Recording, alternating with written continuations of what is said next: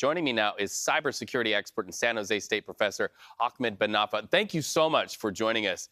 We always want to Thank talk you. about the headlines as they bubble up, and literally, we're seeing that ripple effect hit our wallets and Wall Street today.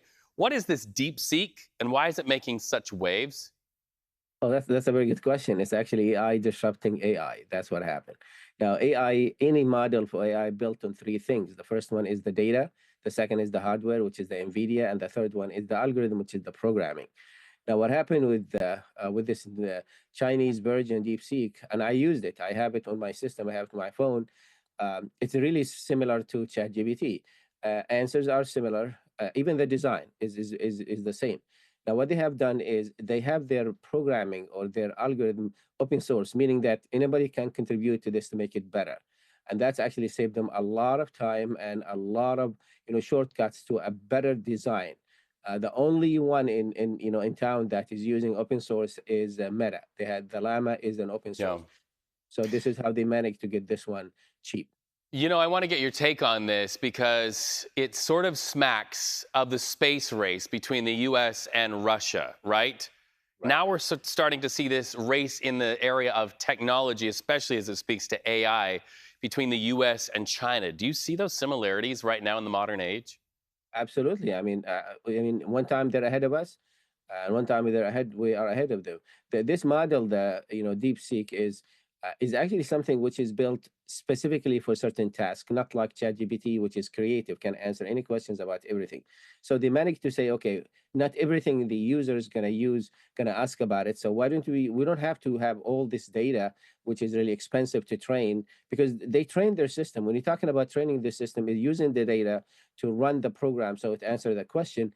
And they spent $5.6 million compared to over $100 million or maybe more for the other system like ChatGPT 4. So they found a magical way of knowing what the people are looking for and just give them this function if have instead of having a big general model that you can ask any question you want.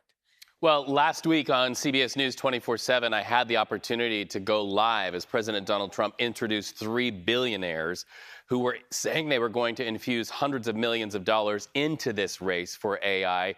Do you think that that is why there is such an emphasis on this spirit of competition and the need to infuse more money into this race?